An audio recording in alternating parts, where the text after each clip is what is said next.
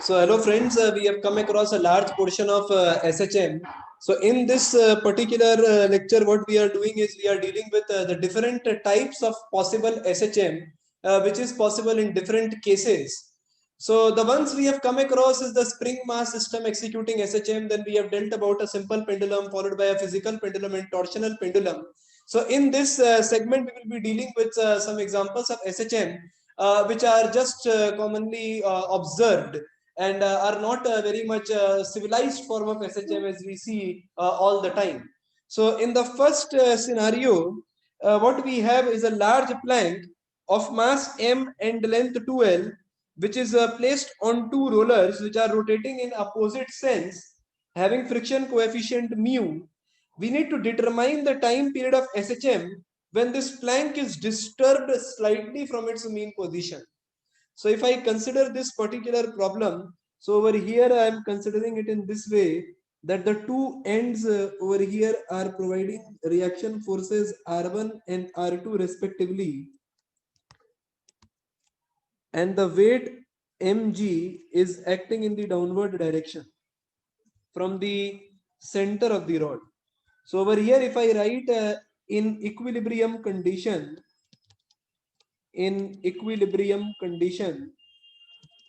what is exactly happening is R1 is equal to R2, which is equal to mg by 2. So there is a perfect symmetry between the two ends, and as a result of which the weight is balanced by both the two ends, that is R1 and R2 both are equal to mg by 2, and the system is in equilibrium right now.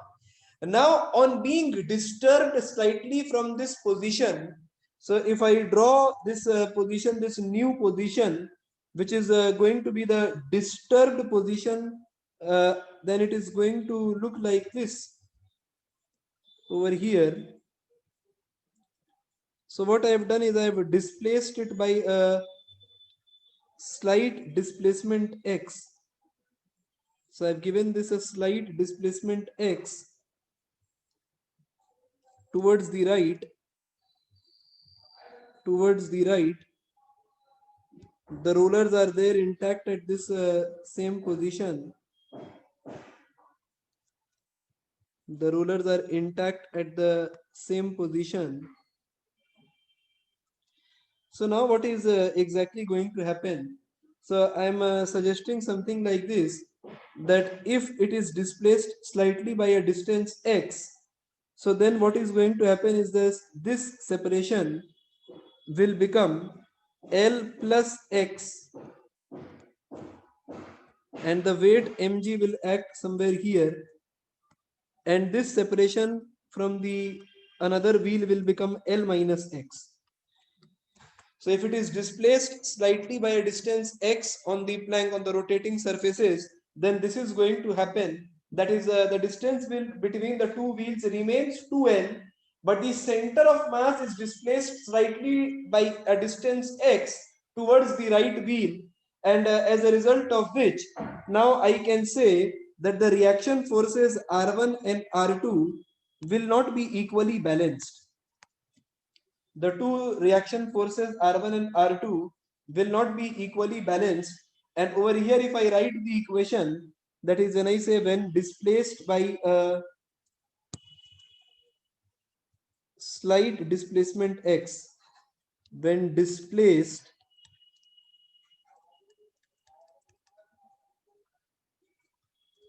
slightly by small x, that is when it is displaced slightly by small x. So what I write is R1 plus R2 is equal to mg. This is going to be the first equation, that is the forces which is acting in the upward direction is equal to the forces which is acting in the downward direction. And followed by this, if I write torque equation, about wheel 1, torque equation about wheel 1, so then I can write it as mg into L plus x is equal to R2 into 2L. So over here I can write that R2 is equal to mg by 2L, L plus x. So this is the value of R2 that we have. And then if I put the value, that is R1 is equal to mg minus mg by 2L L plus X. So over here we are left with mg 2L minus L minus X by 2L. So over here what we have is R1 is equal to mg by 2L L minus X. So this is the value of R1 that is going to be obtained over here in this particular scenario. Now seeing the sense of rotation, that is this wheel is rotating in this sense and this wheel is rotating in this sense, and it is displaced slightly by a distance x towards the right, what is going to happen is the frictional force will act. So now if I talk about the frictional force, so in the initial case when the reaction forces were same, the frictional force, that is over here the sense of rotation is towards the right, so frictional force will act towards the left, which I am calling it as F1. And over here, when the sense of rotation is towards the left, the frictional force is going to act towards the right, that is F2. And since R1 and R2 is same, so in the initial scenario, F1 was also equal to F2 and the system was in equilibrium. So the initial diagram was the diagram of equilibrium. But in this present scenario, the value of F1 and F2 is not going to be same. The values of F1 and F2 are not going to be same because the values of R1 and R2 are different. So we have R1 is equal to mg by 2L L minus X and R2 as mg by 2L L plus X. So based on this particular equation, I can calculate the corresponding value of F1 and F2. That is, F1 will be written as mu R1 and F2 will be written as mu R2, and the net force, that is F1 minus F2 or F2 minus F1, will give us the restoring force due to which the plank will try to come back to its original position. So over here I will say that F1 is greater than F2, and as a result of which the plank will shift toward the other direction, that is, it will try to come back to its mean position. So over here, if I write the values of F1 and F2, so over here I can say that F1 is turning out to be mu mg by 2L L minus X, and F2 is turning out to be mu mg by 2L L plus X, and therefore F restoring. So restoring force is going to become mu mg by 2L, and if I subtract the two, that is L minus X minus L minus X. So this is the value of restoring force that we are going to get. So mu mg by 2L into 2x with a negative sign. The negative sign is simply symbolizing that it is an example of a restoring force. Moreover, I can also say it in this way that F1, F2 is greater than F1. That is the reason why we are having a negative value in this equation. And over here, I can say that F equal to MA is equal to minus mu mg by 2L into 2x. So 2 and 2 cancelled out, A and A cancelled out. So we get A is equal to minus mu g by L square root square into x, and hence it is of the form A is equal to minus omega square x. Hence the time period of SHM is equal to 2 pi by omega, which can be written as 2 pi root over L by mu g. So we get this equation for time period for this particular kind of SHM, where we have calculated the time period as 2 pi root over L by mu g. So let me again take you through this entire problem. So initially the diagram was given such that on the two wheels, two rotating wheels, a plank of mass m and length 2L is placed, and then it is said that it is displaced slightly from its mean position, as a result of which the particle starts executing SHM. So we have to determine the time period of SHM for this particular scenario. And over here what we have done is that on being displaced slightly, the initial reaction force, which was equally balanced by both the wheels, is unequally balanced in this current scenario. And then we say that the value of frictional force, that is F1 and F2, will be different on two wheels, that is mu R1 and mu R2. And we have calculated the restoring force by subtracting the two values of frictional forces, which are actually acting in the opposite direction, and then equated it with MA to get the equation of the form A equal to minus omega square x, and therefore the time period of SHM is calculated, that is 2 pi root over L by mu g. So now what we do is we move on to the next example. So over here the next example is particle dropped in a tunnel through earth. Particle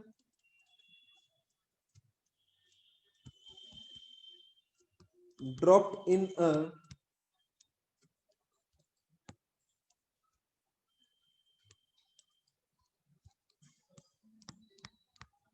tunnel through earth.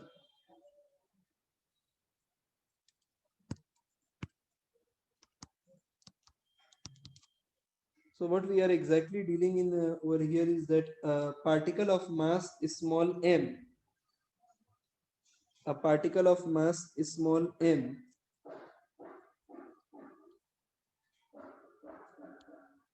is dropped through a tunnel drawn through the diametrical chord of earth. So we have to calculate the time period of SHM for this particular particle.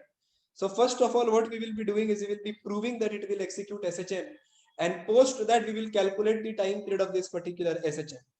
So over here, in order to attain our objective, I am selecting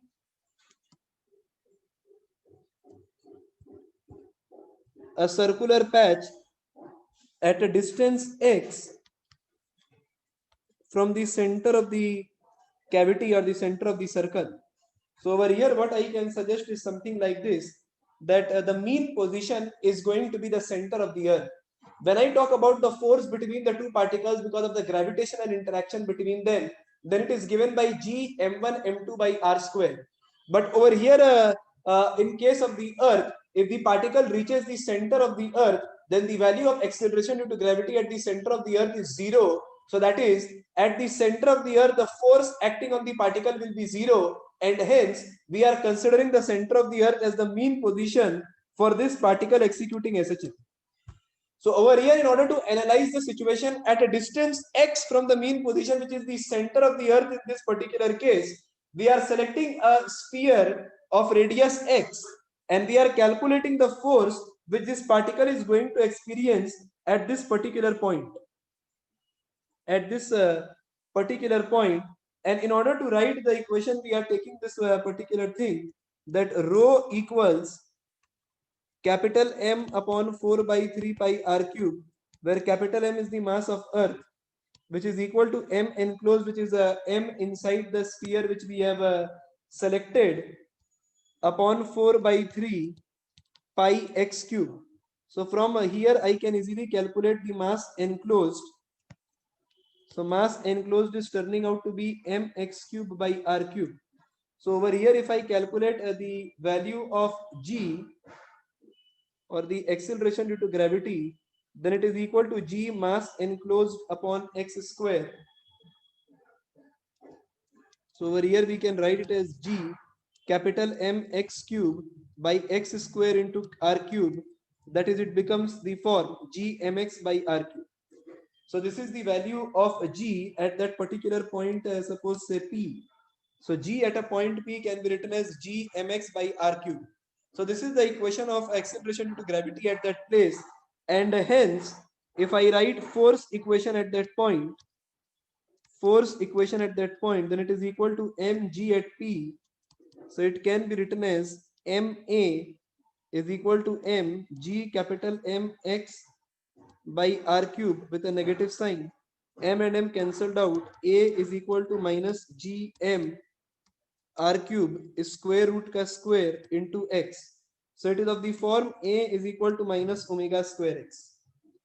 So it is of the form A is equal to minus omega square x. So hence I can say that this particle is executing SHM. The equation is of the form A is equal to minus omega square x, and the mean position of the particle is the center of the earth. So a particle dropped in the tunnel through the center of the earth will start moving toward the center of the earth with increased velocity. On reaching the center of the earth, the force acting on the particle will be 0. But because of the higher velocity that it has attained during its fall, it will pass through the mean position and start going on the other side, other end of the tunnel. And as a result of which, it will start executing SHM about the mean position, which is the center of the earth, and it will start executing SHM about it. And the time period of this SHM is equal to 2 pi root over r cube by gm. Now since g on the surface of the earth is written as gm by r square, so I can write this as 2 pi root over capital R by small g. So this is the time period equation for SHM of this particle which is executing SHM in a tunnel.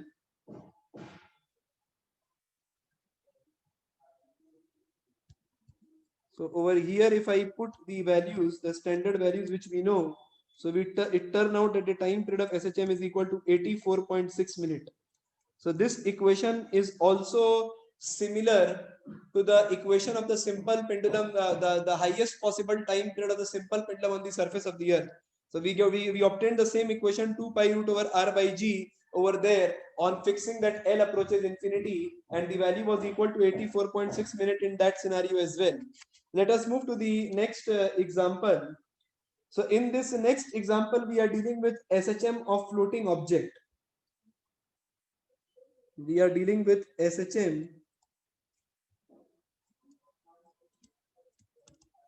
of floating object. So for our study, what we have done is we are considering a cylinder having cross-sectional area A. Density of cylinder is rho S, and that of liquid is rho L.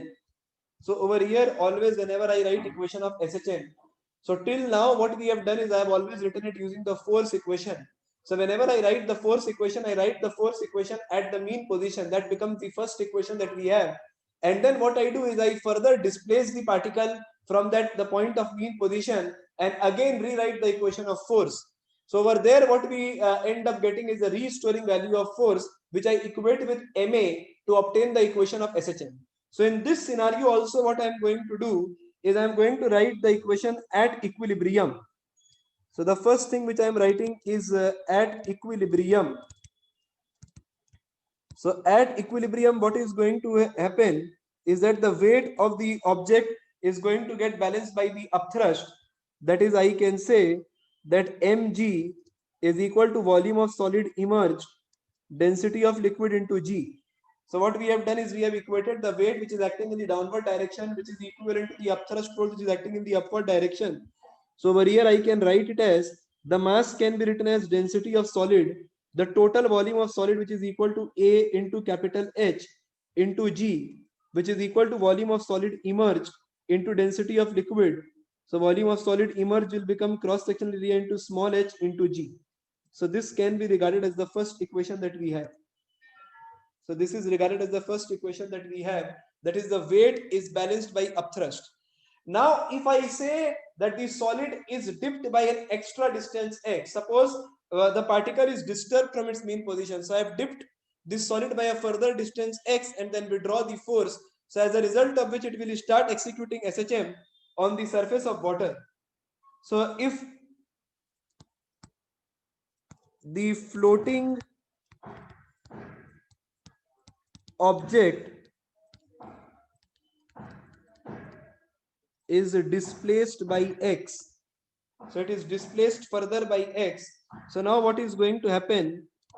The net force that is going to happen is going to be the upthrust minus the weight. So upthrust minus the weight, the upthrust force is going to become more. So upthrust can be written as volume of solid, density of liquid. So volume of solid this time will become H plus X into G minus the weight, that is AHG. That is mg. So mass, we are writing mass as density into volume. We are writing mass as density into volume, and volume is cross sectional area into height.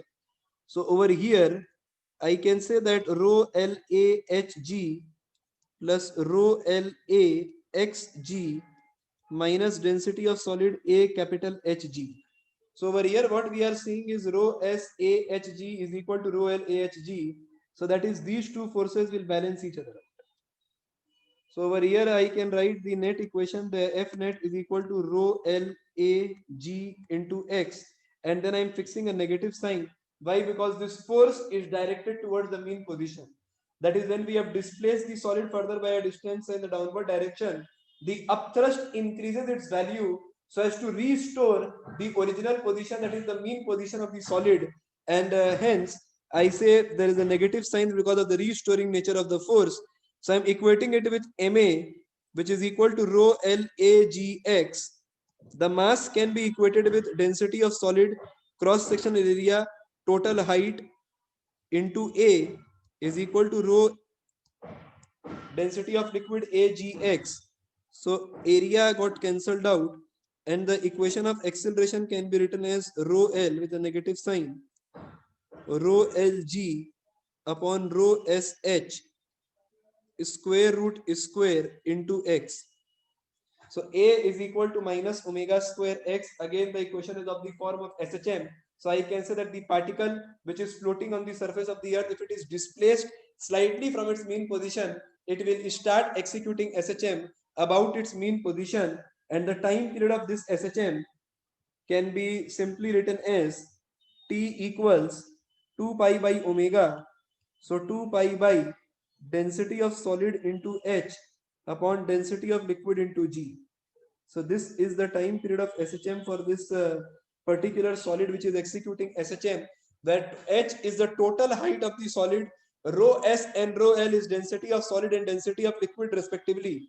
So this is the time period of the particle which is executing SHM while it is floating on the surface of water. So next we are taking SHM of the particle inside a curved concave mirror or any concavity. So SHM of a particle in a concavity.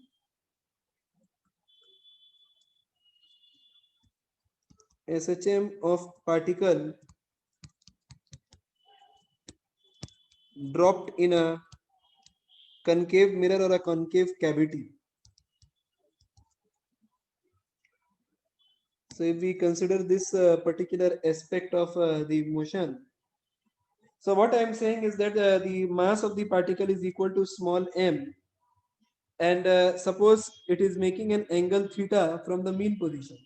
So mean position is going to be the point where there is no component of weight which is going to act to move the block. So at the lowest point, the weight which is acting in the downward direction will be balanced by the vertically acting normal force which is acting in the upward direction, and that is regarded as the mean position mark. At any angle theta with the vertical, at this particular point, the weight mg is acting in the downward direction, and if I draw the component, then it is equal to mg sine theta, and this one is going to be mg cos theta, where this is balanced by the normal reaction force. So mg sine theta is going to be the force which is going to restore the particle back to its original position or back to its mean position. So over here I can say that the restoring force is going to be minus mg sine theta, and if I take that theta is very small, then I can write it as Fr, which is equal to ma, is equal to minus mg theta. Now what we are saying is that this small angle theta is going to be arc length upon radius, that is r minus r. So when I say r minus r, what we are saying is the capital R is the radius of the concave cavity, and small r is the radius of the particle which we are referring to, and we are considering that the particle is only undergoing sliding motion. The particle is only undergoing sliding motion, it is not rolling. If the rolling is involved, in the time period will be calculated in another way. So over here what I can say is the A is equal to minus of square root square, that is omega square x, and hence the time period of SHM becomes 2 pi root over r minus r by g. So this is going to be the equation of SHM that we have. If small r is small in comparison to the capital R, then we can ignore it, and the equation will become 2 pi root over capital R by g. So this is another form of SHM where we have discussed about the SHM of the particle placed in a concave cavity, and on being displaced from its mean position, it will start executing SHM about the mean position, whose time period is given by 2 pi root over R by g. So we are dealing with the next example, and to solve this example, I will be using a different kind of a aspect. So over here, we are considering that what we are having is a cylindrical mass which is attached from its center by using a spring of constant K, which is having a tendency to rotate. So over here we are considering the tendency of rotate as well, and then on being released slightly from its mean position, we have to determine the time period of SHM of this particle. So over here I am using another approach of solving the problem. So we are using energy analysis of solving the problem. So we are solving equation using energy analysis.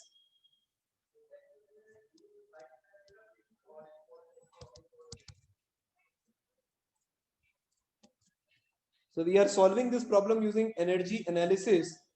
So at any point of time, if I write the energy of this object, then it is going to be the energy because of the kinetic, the translation kinetic energy, the energy because of the rotational kinetic energy, and the energy which is stored in the spring. So the energy is going to be in these three forms. So we are writing it as half mv square, half I omega square, and half kx square. So these are the three forms of energy that we have written. And over here what I am saying is since energy is constant while the particle is executing SHM, so I can say that dE by dt is going to be 0. So dE by dt is going to be 0. And if it is so, so I can write that dE by dt, then it is turning out to be half m 2v dv by dt plus half I. So over here I am putting v is equal to r omega. So omega can be written as v by r. So by r square, and v square we are writing it as 2v dv by dt. So what we have done is we have replaced omega with v square by r square. So r square we have taken constant, that is it will be out of integration, sorry, derivative, and we are left with v square. So if we differentiate v square, it will become 2v dv by dt plus half k 2x dx by dt. So x square is differentiated to get 2x dx by dt. So over here if energy is constant, so we will say that dE by dt is equated to 0. So we are getting mv dV by dt is written as a plus IV by r square dV by dt is written as acceleration a plus kx dx by dt is written as velocity v, and it is equated to 0. So over here the next thing which we do is I take velocity as common to all the terms, and then we can write it as ma plus I by r square a, which is equal to minus kx. And in the next equation I am writing a is equal to minus k upon m plus I by r square square root square into x. So it is again of the form a is equal to minus omega square x. And hence I can write that the time period of SHM is going to be 2 pi by omega, that is m plus I by r square divided by k. So this is the equation for SHM that we have. And now since I was referring it to as a cylinder, so I can say that this equation of SHM that we have, so T is equal to 2 pi m plus I by r square upon k. So over here I can say that I is equal to mr square by 2, and hence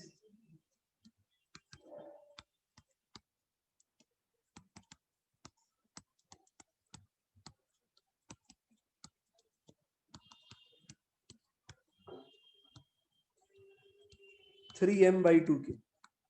So this is the equation of time period that we have attained over here. T is equal to 2 pi root over 3m by 2k. So these are the aspects that we have come across. If you look at this particular equation, one more thing can be done, that if we ignore rotational aspect, if we ignore